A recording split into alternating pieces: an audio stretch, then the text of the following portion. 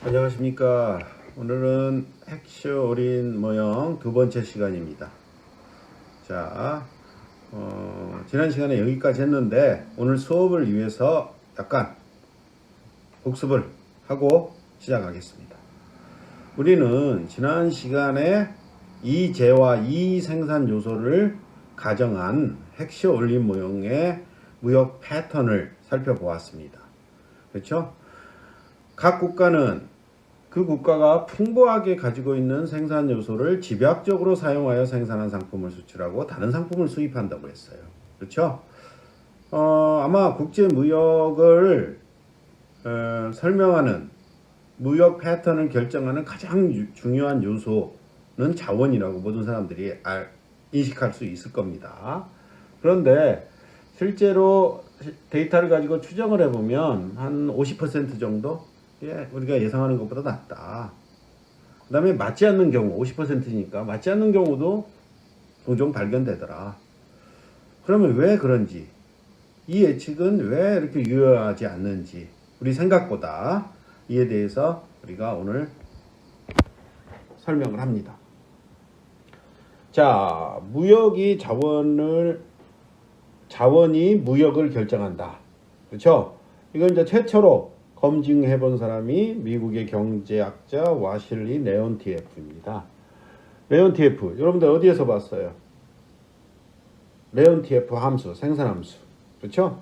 보통 소비에서도 L자형, 그렇죠? 뭐예요? 보완적으로 투입되는 경우의 함수, L자로 그려지죠? 그게 바로 레온티에프의 함수입니다. 똑같은 경제학자입니다. 레온티에프가 핵쇼린 정리를 53년에 47년 미국 데이터를 이용하여 처음으로 검증했다. 제가 이렇게 연도를 특별히 말한 이유가 또 있습니다.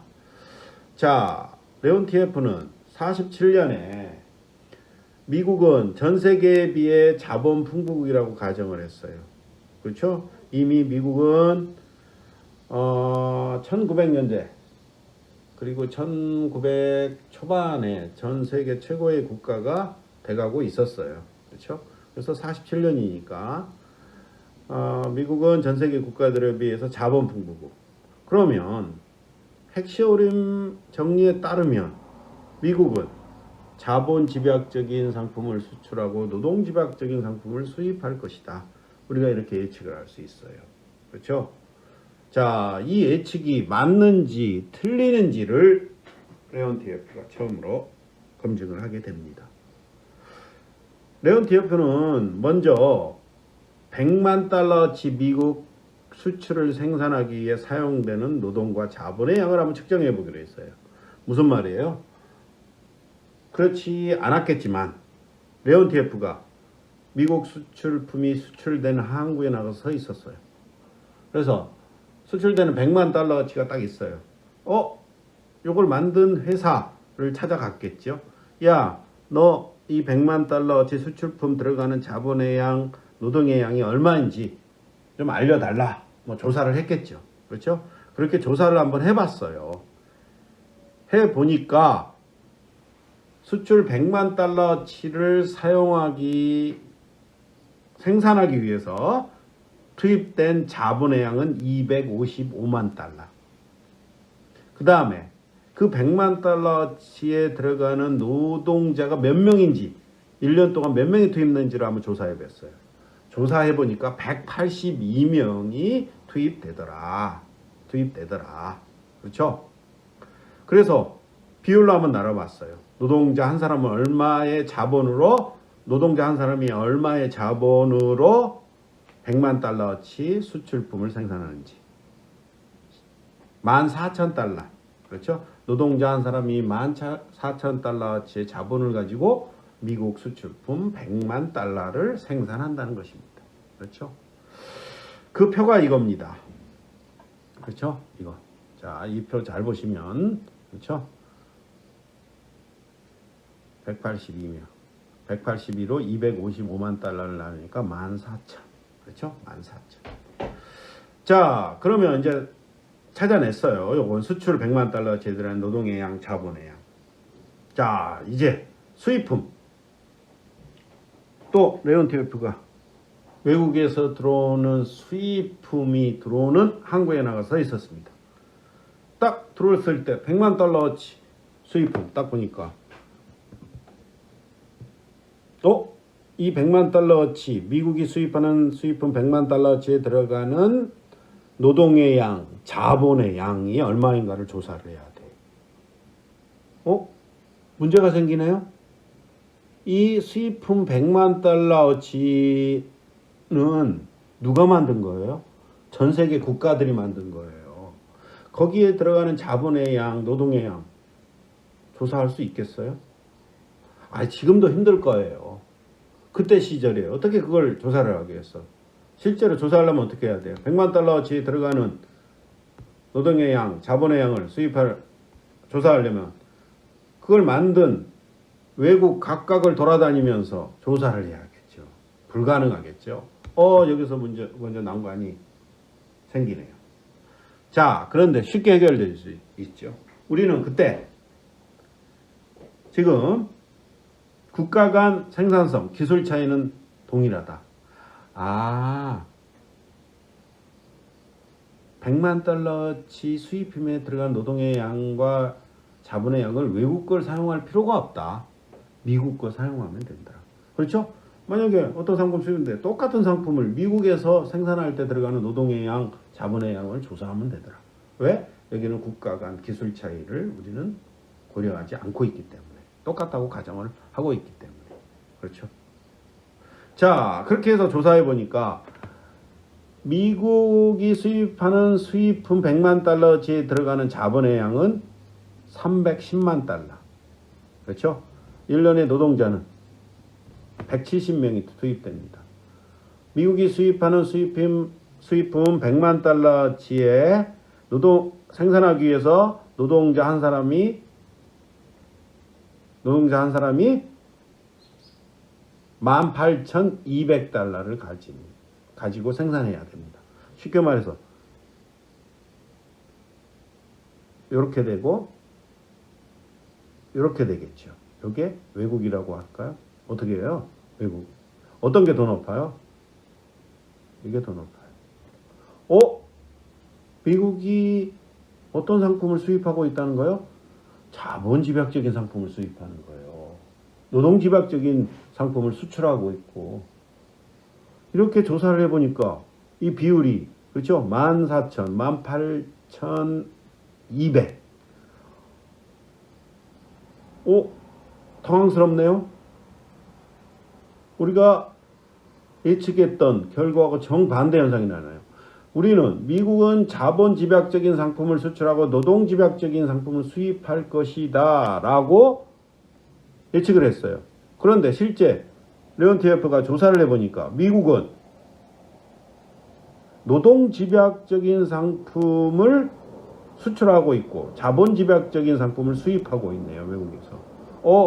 이런 당황스러운 결과. 그렇죠? 왜? 모순이 발생했기 때문에. 그렇죠?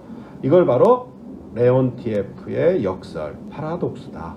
그렇죠? 우리가 상식적으로 생각할 수 있는, 어떻게 보면 사실 헥시어 올인 정리와 정반대되는 현상이 나타나 버렸어요. 그렇죠? 레온티에프의 역설이다. 그렇죠? 모순이 발생했더라. 그렇죠? 다시 한번 레온티에프는 1947년 미국은 자본 집약적인 자본 풍부국이라고 가정을 했고 헥시어린 정리에 따라 미국은 자본 집약적인 상품을 수출하고 노동 집약적인 상품을 수입할 것이다 라고 예측을 하고 테스트를 해봤어요. 검증을 해봤어. 그러나 정반대의 결과가 나타나 버렸네요. 수입에서 노동 대비 자본 비율이 수출에서의 노동 대비 자본 비율보다 높대요. 그렇죠? 그 말은 뭐야? 자본 집약적인 상품을 수입한다는 거겠죠. 노동 집약적인 상품을 수출하고. 당황스럽네요. 그렇죠? 자, 이제 후대 경제학자들이 레온티에프도 이때 시절에 자기가 이제 왜 그게 발생했는지를 검증을 실제로 데이터를 하지는 못했지만 대충 예상은 했어요. 이제 뒤에 가서 또 나오는데 그때 한번 보도록 하고, 후대 경제학자들이 이제 이거 왜 나타나는지 계속 이제 의문을 달고 또 검증하고 그렇죠. 자, 첫 번째, 핵시오린 정리와 네온 TF 가정과 다르게 미국과 외국의 기술은 동일하지 않는다. 아, 기술의 차이가 중요할 것이다. 이게 아주 중요한 이유입니다. 좀 이따 이걸 가지고 네온TF의 역설을 우리가 해결합니다. 자, 그 다음에 네온TF는 노동과 자본만을 고려했다. 미국의 풍부한 토지를 고려하지 않았다. 다른 생산 요소도 고려해야 된다. 그 다음에 또 네온TF는 고숙련 노동과 저숙련 노동을 구별하지 않았다. 그렇죠? 왜냐? 미국 수출품은 고숙련 노동 집약적이기 때문이다. 자, 두 번째, 세 번째는 뭐야? 생산 요소를 더 고려해야 된다. 다요소 모형을 만들어야 된다. 그 다음에 47년 데이터는 2차 세계대전이 끝나기 2년 전이므로 정상적인 데이터가 아니다. 그렇죠? 그래서 이따가는 최근의 데이터로 한번 우리가 다시 검증해 봐야 되는 거 아닙니까? 그래서 2000년 데이터로 다시 검증을 합니다. 그 다음에 핵시오린 정리의 가정과 다르게 미국은 완전한 자유무역을 하고 있지 않기 때문이다. 뭐 이런 이야기도 있습니다. 자, 이제 그 네온TF의 역설을 해결하기 위해서 우리가 이제 한번 해봅시다. 자, 아까 말했듯이 네온TF의 역설을 해결하기 위해서 첫 번째 방법, 생산요소 2개 말고 다 여러 가지를 한번 고려해 보자. 그 다음에 또 다른 기간에도 해보자. 그렇죠? 47년 데이터는 좀 비정상적일 수 있다. 다른 연도. 그래서 우리 책에서는 핵시오린 정리를 검증하기 위해서 최근 데이터, 2010년 데이터를 이용해서 검증을 해봅니다. 자, 방금 우리가 예전에는 어느 국가가 노동 풍부국이다, 자본 풍부국이다, 어떻게 표시하면 된다고 그랬어요? 이렇게 한 줄로 표시할 수 있어요. 그렇죠? 자국은 자본 풍부국, 외국은 노동 풍부국. 이걸 이 한 줄에 표시했어요. 그런데 생산 요소가 3개 이상이에요. 이걸 어떻게 표현하지? 표현 방법이 없네요. 그렇죠? 어떤 생산 요소가 2개 이상인데 어느 국가가 생산 요소 풍부국인지 빈곤국인지 어떻게 결정해요? 새로운 방법을 찾아내야겠죠. 새로운 방법. 그렇죠?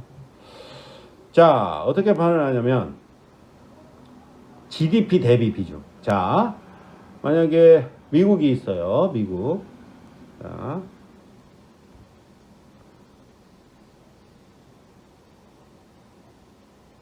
미국의 노동량, 그 다음에 전 세계의 노동량. 그렇죠? 이 비율이 N개 국가라고 할까요? 이게 이렇게 되면 뭐 비교해요? GDP US, 그 다음에 전 세계 GDP 다음. 이렇게 되면 미국은 노동 빈곤국이 됩니다. GDP 비중보다 낮으면. 그렇죠? 그런데 한번 또 다시 한 번만 더 해봅시다. 가운데 지우고 L 지웁시다. 그 다음에 L만. 자, K. 여기 K. 이렇게 되면 GDP 대비 비중보다 전 세계 자본 대비 비중이 높으면 미국은 자본 풍부국이다. GDP 비중으로 하자. 그렇죠?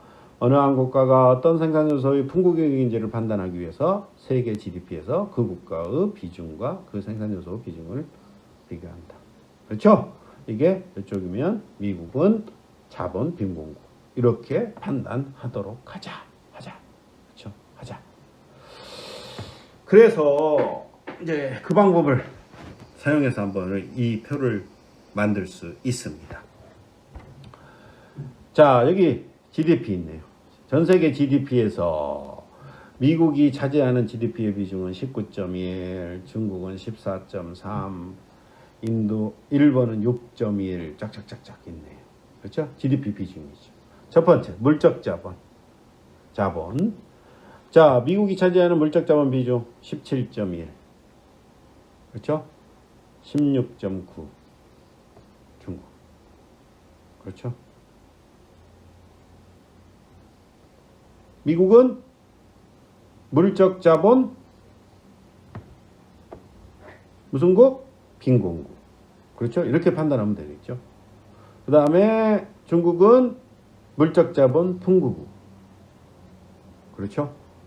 자, 과학자 수 한번 볼까요? 미국은 21, 19.1. 미국은 R&D 과학자 수 풍부국.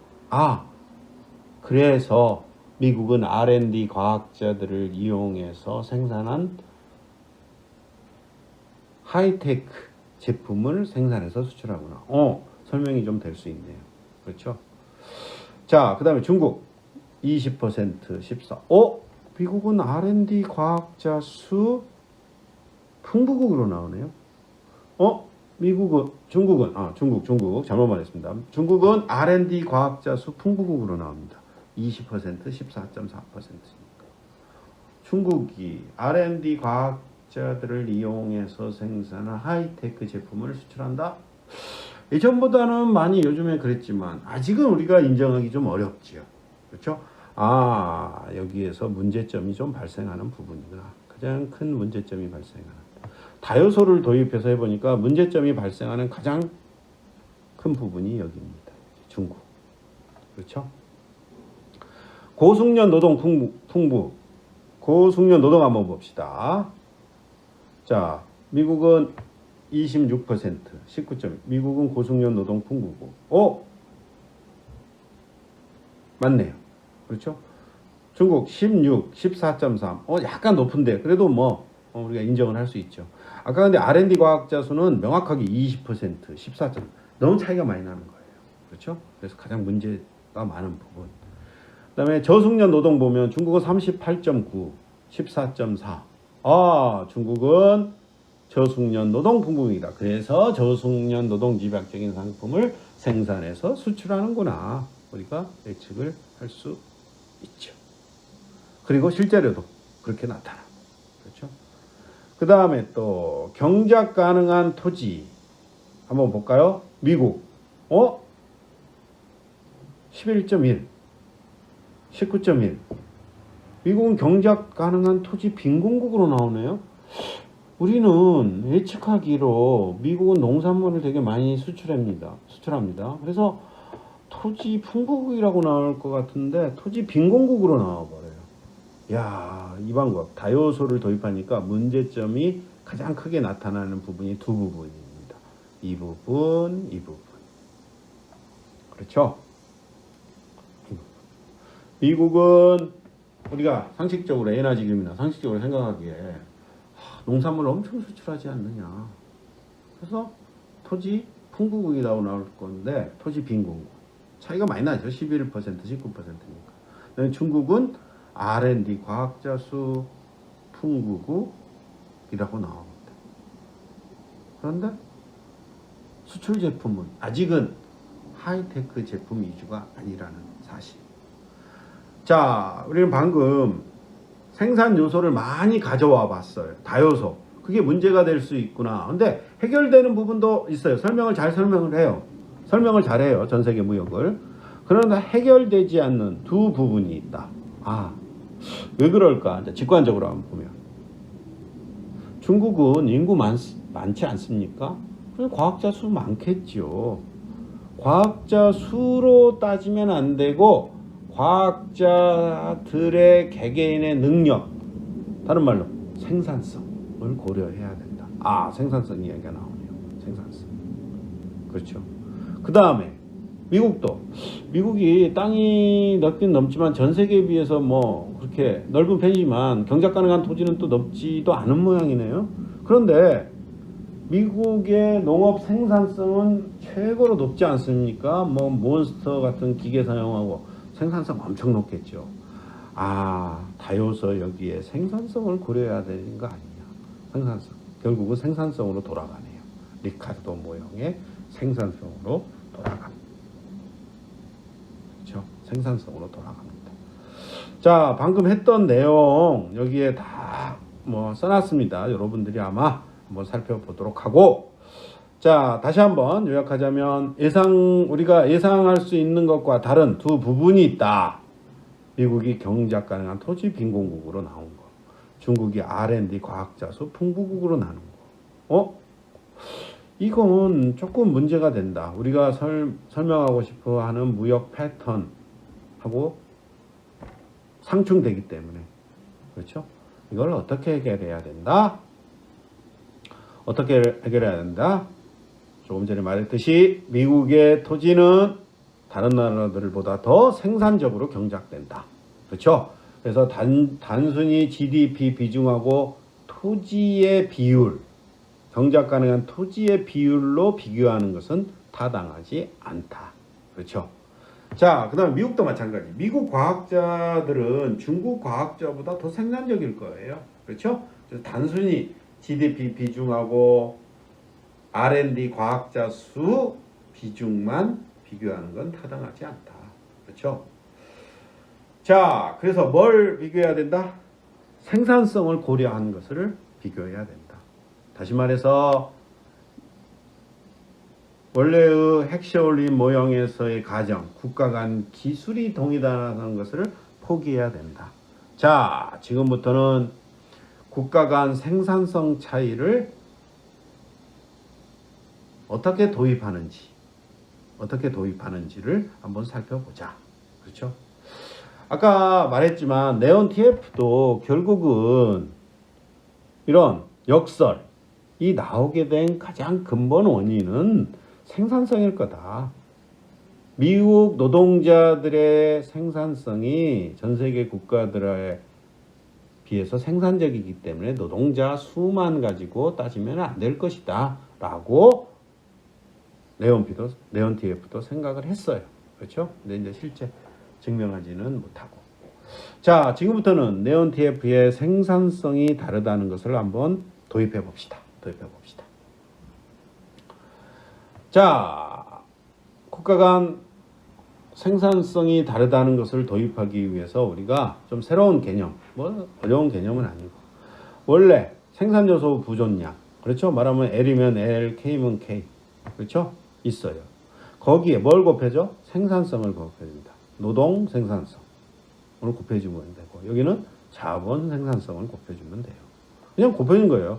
각각의 생산 요소 부존량에 생산 요소의 생산성을 그냥 곱해줘 버려요.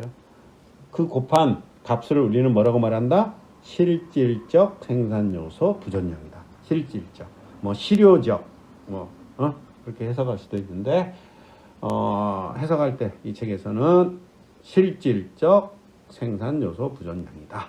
이렇게 명명합니다. 자, 그러면 이번에는 어떻게 따지면 돼? 아까하고 똑같죠? GDP 비중하고 실질적 생산 요소 비중. 그렇죠? 그냥 생산 요소 비중이 아니라 실질적 생산 요소 비중. 모든 국가들이 가지고 있는 자본량에 그 국가의 자본의 생산성을 곱해서 더합니다.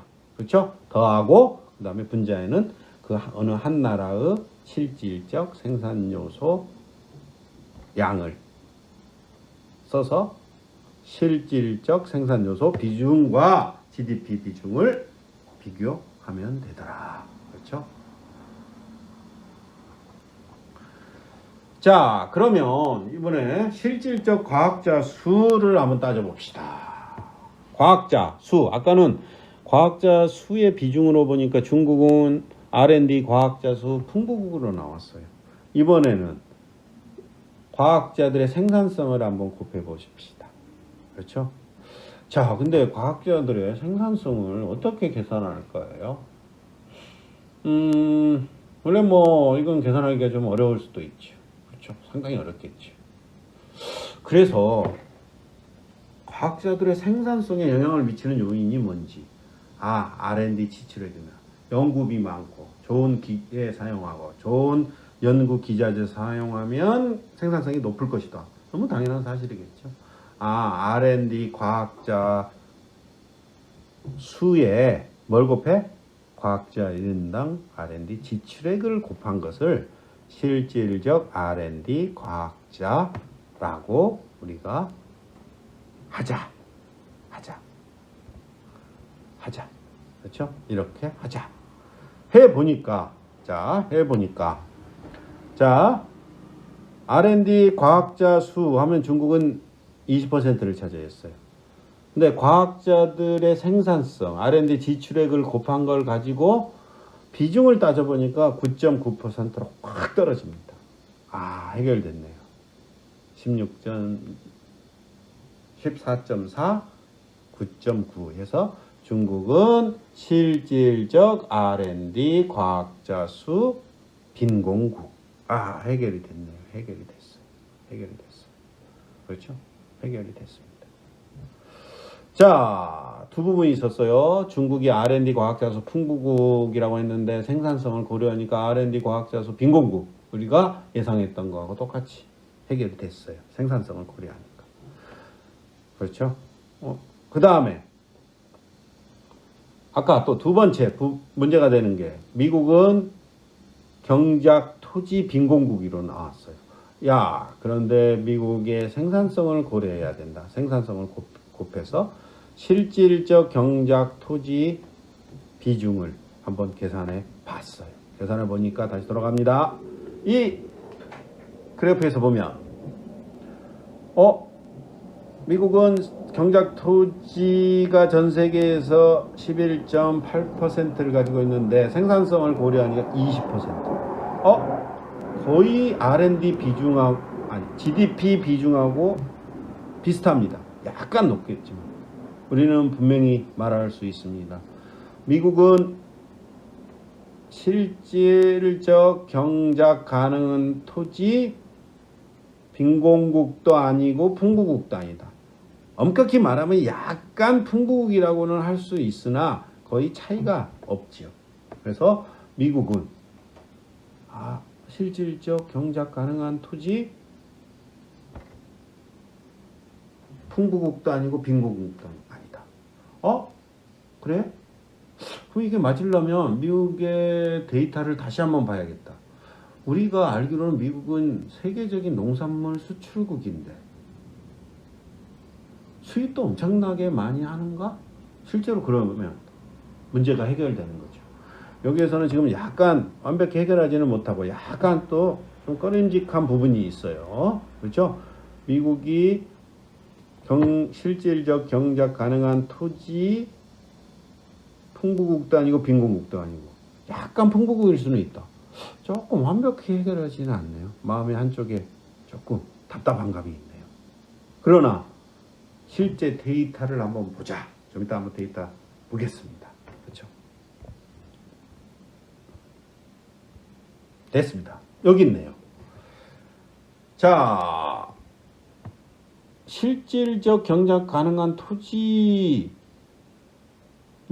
한번 조사해 보니까 미국은 실질적 경작 가능한 토지 빈공국도 아니고 풍부국도 아니래요. 그 말은 미국이 농산물에서도 수입과 수출이 비슷할 거다. 수출도 엄청 많이 하겠지. 그래서 우리는 미국은 세계적인 농산물 수출국이라고 하죠. 수입도 엄청나게 많이 하겠지라고 실제 데이터를 한번 봤어요. 보니까 진짜 순수출이 2000년은 0이었고 마이너스로 갔다. 마이너스를 기록했다. 플러스로 갔다. 왔다 갔다 하네요. 0을 기준으로. 해결이 됐구나. 미국은 우리가 상식적으로 생각하기에 세계적인 농산물 수출국이지만 농산물을 어마어마하게 많이 수입하고 있구나. 그렇죠? 그 다음에 순수출, 농업 전체로도 한번 봤어요. 숫자가 그다지 크지 않고 0에 가깝다고 합니다. 그렇죠? 0에 가깝다고 합니다. 그렇죠? 그래서 이 부분도 해결됐다. 그렇죠?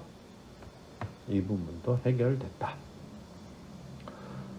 그렇죠? 미국은 결국 실질적 경작 가능한 토지 풍부국도 빈공국도 아니라는, 그렇죠? 사실은 데이터에 의해서도 증명이 된다. 그렇죠? 자, 그러면 네온TF의 역설이 존재하느냐 안 하는지를 2010년 데이터를 가지고 다요소, 그렇죠? 그다음에 생산성을 고려해서 해보니까 그런 건 없네요. 핵시오린 모형에서 예측하는 그 무역 패턴을 2010년 데이터를 가지고 전 세계를 보니까 아주 잘 설명하네요. 그러면 우리가 또 마지막으로 한번 돌아가 봐야겠죠. 1947년에도 한번 적용시켜 봐야겠죠. 왜? 1947년 데이터가 잘못될 수도 있죠. 그 다음에 다요소 생산성도 고려해서. 그렇죠? 자, 47년 네온TF가 했던 거 그때로 타임머신을 타고 돌아갑니다. 자, 근데 문제가 또 우선 좀 발생을 하네요. 1947년 GDP가 존재하는 나라, 그 기록을 한 나라가 한 전 세계 30개국밖에 없대요. 그러나 그때 시절에 다른 국가들의 생산량이 아주 미미했을 거예요. 그렇죠? 그래서 다른 나라는 안타깝지만 조금 무시하자. 무시해도 무시라는 표현이 조금 기분 나쁘나? 조금 제껴둬도 큰 지장은 없을 것 같다. 그래서 30개국 GDP를 합계해서 미국의 비중을 계산해 보니까 37%가 됐대요. 37. 그러면 이때 시절에 미국이 자본 풍부고 37%보다 높아야겠네요. 자본이. 47년이면 어떤 해예요? 2차 세계대전이 끝난 이후네요. 얼마 안 됐네요. 야, 이때 시절에 유럽 각 국가들 초토화됐고 일본 초토화됐고, 그렇죠. 와, 미국은 아마 전 세계에서 차지하는 자본의 비중이 37% 이상일 거다. 그래서 47년에 미국은 자본 풍부국이다. 우리가 이렇게 가정할 수 있다. 많은 사람 동의할 수 있을 거고요. 그 다음에 생산성을 고려해야 돼요. 생산성. 그렇죠? 생산성. 노동 생산성을 고려해야겠죠. 야, 근데 47년에 이 노동 생산성을 어떻게 계산할 거예요? 그렇죠? 아유, 힘들겠네요. 그런데 우리는 이미 알아요. W는 어떻게 해서 결정돼요? W는 P 곱하기 MPL. 생산성 요걸 조사를 못해요. 그렇죠? 요걸 알아야 되는데. 임금을 이용해서 하자. 두 개가 비례한다는 것은 우리가 2장 그래프에서도 확인했어요. 그렇죠? MPL과 W는 차이는 나지만 두 개의 상관관계가 상당히 높아요. MPL, 생산성을 사용하지 말고 임금을 사용하자. 그때 시절에 임금 데이터는 존재했을 거니까. 마지막 나타나는 데이터니까. 그렇죠? 생산성을 측정하기 위해서 임금을 사용하자. 임금. 그렇죠? 임금을 사용하자. 그렇죠? 자, 또 한번 여기도 있네요. 한번 여기. 생산성과 임금, 국가 간 비교를 한번 해봤어요. 야, 거의 45도 선상에 따닥따닥 있네요.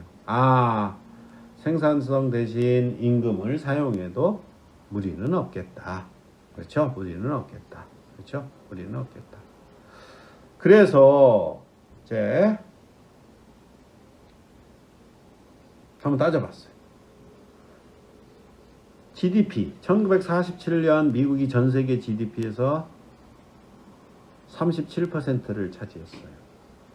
자, 노동자는 8%. 미국은 노동 빈곤국이네요. 그렇죠? 그래서 노동 집약적인 상품을 수입할 것이다 라고 예측을 할 수 있어요. 그래서 무역 데이터도 그래야 되는데 아까 보니까 그러지를 않았어요. 그렇죠? 노동 집약적인 상품을 수출한 걸로 나왔어요. 그런데 이 노동자들의 생산성을 고려해보자. 여기는 임금을 곱했어요. 43%네요. 미국은 실질적 노동 풍부국이구나. 실질적 노동 풍부국이구나. 미국이 노동 집약적인 상품을 수출하는 것으로 나오는 것은 너무 당연하다. 그렇죠? 너무 당연하다. 왜? 실질적 노동 풍부국이기 때문에, 생산성이 높은 노동자들이 많기 때문에. 그렇죠? 자, 다시 한번 말하자면 우리는 실질적 노동량을 계산하기 위해서 임금을 사용했어요. 그렇죠? 그렇게 해보니까 미국이 차지하는 비중은 43%. 아, 미국은 실질적 노동 풍부국이다.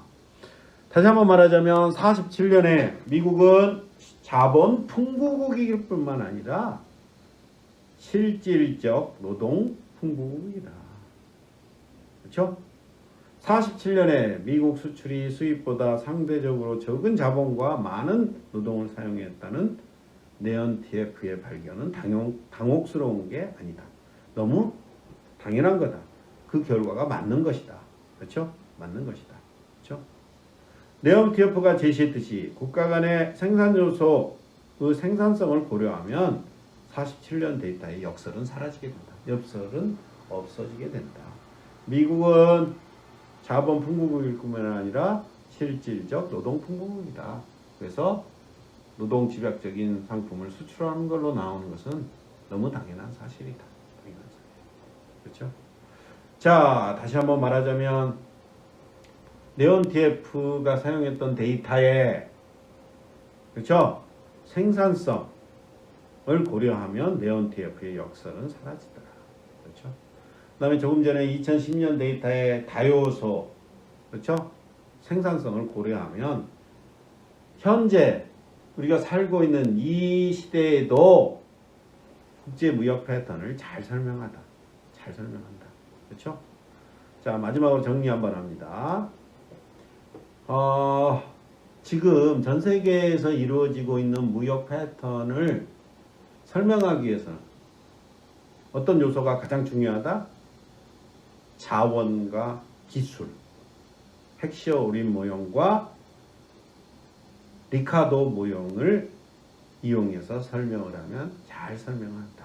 이게 결론입니다. 결론입니다. 그렇죠? 결론입니다. 자, 중요한 무역 패턴 이야기는 지나갔고, 이제 헥시어 올린 모형의 마지막입니다. 자, 우리 여기서도 뭘 따져봐야 돼요? 국제무역으로 하면 장기에 누가 이익을 보고 누가 손해를 보는지를 따져봐야겠죠. 그렇죠? 따져봐야겠죠. 자, 무역이 생산 요소 가격에 미치는 영향. 여기서는 노동과 자본만 고려합니다. 무역이 자국의 임금, 그렇죠? 여기서는 W, 임대료라고 있는데 자본 임대료, R에 미치는 영향을 한번 살펴보자. 자, 경제 전체의 노동의 상대 수요 곡선을 도출하기 위해서 각 산업에서 노동의 양, 자본의 양의 합은 경제 전체의 양과 동일하다. 그렇죠? 우선 외국 이야기는 안 합니다. 우린 자국 이야기만 하겠죠. 외국은 뒤집어서 생각하면 되니까. 그렇죠? 이렇게 되고 이렇게 되더라. 교수님, 갑자기 왜 상대적인 양을 여기서 살펴봅니까? 앞에서 우리는 신발은 노동 집약적, 컴퓨터는 자본 집약적이라는 이야기를 했어요. 그렇죠? 그때 상대 수요 곡선이라는 것을 도출했죠. 상대 공급량을 여기에서 찾아내야지 두 개를 합한 균형점을 찾아낼 수 있으니까. 그렇죠? 자, 한 나라의 노동의 상대 공급 이렇게 쓸 수 있네요. 그렇죠? K바분의 L바. 그런데 잘 보면 K바 그대로 있다고 보고 L바는 컴퓨터에서 사용되는 노동량, 신발에서 하는 노동량으로 나누겠죠. 그렇죠? 이 식을 조금 변형을 시킵니다. 변형을 시킨 이유는 조금 이따 말씀드릴게요. KC분의 LC. 그렇죠? K바분의 KC. KS분의 KS. K바분의 KS. 이렇게 네 부분으로 나눌 수 있어요. 근데 결국은 똑같은 거죠. 이렇게 지어지니까. 그렇죠? 왼쪽이 상대 공급을 우리가 지금 분할했어요.